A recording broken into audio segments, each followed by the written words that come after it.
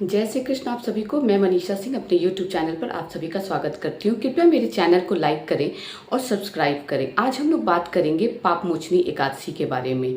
अर्जुन जो रहते हैं वो भगवान श्री कृष्ण से पूछते हैं कि हे माधव, चैत्र की कृष्ण पक्ष की एकादशी का क्या नाम है। तब भगवान श्री कृष्ण बताते हैं कि चैत्र की कृष्ण पक्ष की एकादशी का नाम पापमोचनी एकादशी है। जी हाँ, पापमोचनी एकादशी अपने आप में बहुत ही महत्व रखता है। अगर आप इस एकादशी को करते हैं तो कहते हैं कि जाने अनजाने में अगर आपका कोई भी आपसे पाप हो गया हो तो ऐसे में अगर आप उस पाप का पश्चाताप करना चाहते हैं तो इस एकादशी को जरूर करिए। कहते हैं कि इस एकादशी को करने से आप अपने पापों से मुक्त हो जाते हैं, आपके पापों का मोचन हो जाता है। तो इस पापमोचनी एकादशी को जरूर करें।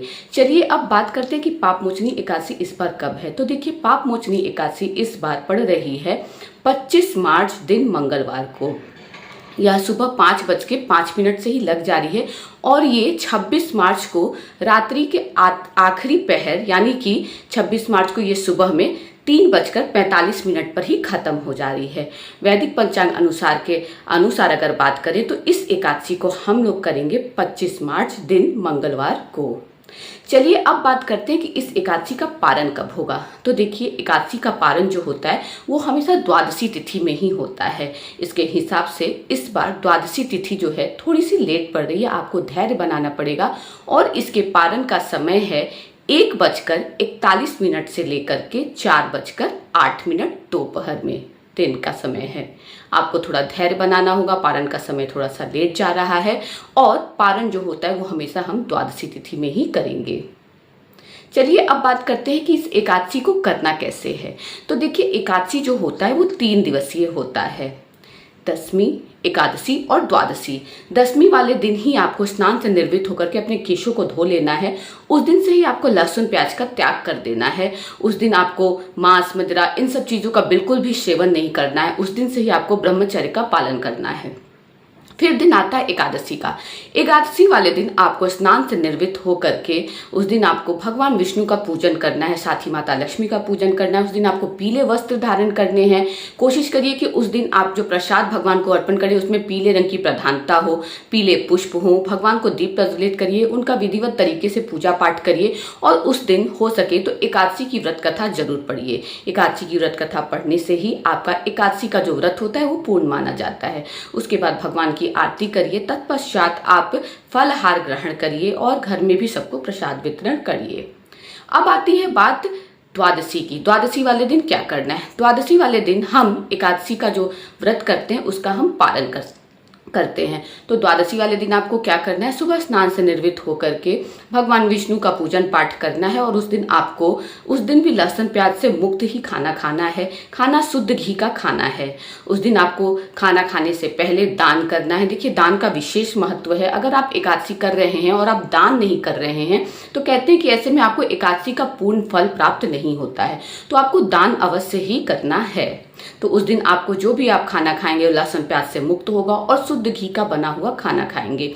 उस दिन आप बैगन नहीं खाएंगे और उस दिन आप मसूर की दाल भी नहीं खाएंगे, क्योंकि ये एकादशी में मना रहता है। एकादशी का पारण आप जब भी करें तो उसमें चावल जरूर खाएं। जैसे कि एकादशी में चावल का मना रहता है, चावल नहीं खाते, वैसे ही जब आप एकादशी का पारण करते हैं तो द्वादशी वाले दिन आपको चावल जरूर खाना चाहिए।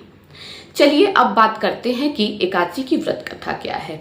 तो देखिए, एकादशी की व्रत कथा के अनुसार चैत्र रथ नाम का एक बहुत ही खूबसूरत और रमणीय वन था। उस वन में सालों भर वसंत का मौसम रहता था। उसमें अप्सराएं विचरण करती थी। वहीं पर एक ऋषि थे जिनका नाम मेधावी था, जो कि तपस्या में भगवान शिव की तपस्या में रत रहते थे। वो शिव भक्ति करते थे।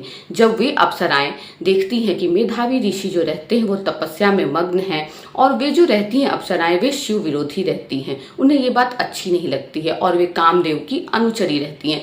वे जाकर के कामदेव को बताती हैं कि ऋषि जो हैं वो भगवान शिव की तपस्या में रत हैं। तब जो कामदेव रहते हैं वे अपनी एक अप्सरा जिसका नाम मंजू घोषा रहता है उसको भेजते हैं ऋषि की तपस्या को भंग करने के लिए। मंजू घोषा जो रहती है अपने रूप, यौवन, गायन और अपने नृत्य से जो ऋषि रहते हैं, मेधावी ऋषि, उनकी तपस्या को भंग करने में सफलता प्राप्त कर लेती है। ऋषि बहुत दिनों तक मंजू घोषा के साथ रहते हैं, काफ़ी समय व्यतीत करते हैं, काफ़ी समय व्यतीत हो जाता है। ऐसे में एक समय ऐसा भी आता है कि मंजू घोषा जो रहती है वो ऋषि से आज्ञा मानती है कि मुझे अब स्वर्गलोक को वापस लौटना होगा। जब ऋषि मंजू घोषा से बोलते हैं कि तुम क्यों स्वर्गलोक को वापस जाओगी, तो वो बोलती है कि काफ़ी समय व्यतीत हो गया है, अब मुझे अपने लोक वापस जाना होगा। तब जो ऋषि मेधावी रहते हैं उनको इस बात का रियलाइज होता है कि उनका काफ़ी समय व्यतीत हो चुका है इन सब बेकार की चीज़ों में। उनका शिव भक्ति जो वो कर रहे थे वो भी खंडित हो जाता है, तो उन्हें बहुत क्रोध आता है, उनका तपस्या खंडित हो जाता है, उनको बहुत ही क्रोध आता है और वो मंजू घोषा को श्राप दे देते हैं कि तुम्हारे वजह से मेरी शिव भक्ति, मेरी तपस्या सब खंडित हो गई है, जाओ मैं तुम्हें श्राप देता हूँ कि तुम पिशाचनी बन जाओ। मंजू घोषा जो रहती है जब वो ये बात सुनती है तो वो पिशाचनी बन जाती है उस ऋषि के श्राप से, तो वो बहुत रोती है, ऋषि से बहुत अनुनय विनय करती है। तब ऋषि जो रहते हैं वो मंजू घोषा को बताते हैं कि तुम चैत्र की जो कृष्ण पक्ष की एकादशी होती है, पाप मोचनी एकादशी, तुम उसको करो, उसके प्रभाव से तुम्हारे पाप कटित हो जाएंगे। मंजू घोषा ठीक वैसा ही करती है और उसे उसके पाप से मुक्ति मिल जाती है और वो फिर से अप्सरा बनकर स्वर्गलोक चली जाती है। जो ऋषि मेधावी रहते हैं उनसे भी पाप हुआ रहता है, वो शिव, उनका जो शिव भक्ति रहता है वो खंडित हो गया रहता है, साथ ही वो मंजू घोषा को श्राप भी देते रहते हैं। तो ऐसे में वो भी जो रहते हैं वो भी इस एकादशी को करते हैं, इस पाप मोचनी एकादशी को करते हैं और इस एकादशी को करने के फलस्वरूप वो भी पाप मुक्त हो जाते हैं। तो ये एकादशी की व्रत कथा थी। आशा करती हूँ आपको मेरा ये वीडियो पसंद आया होगा। जय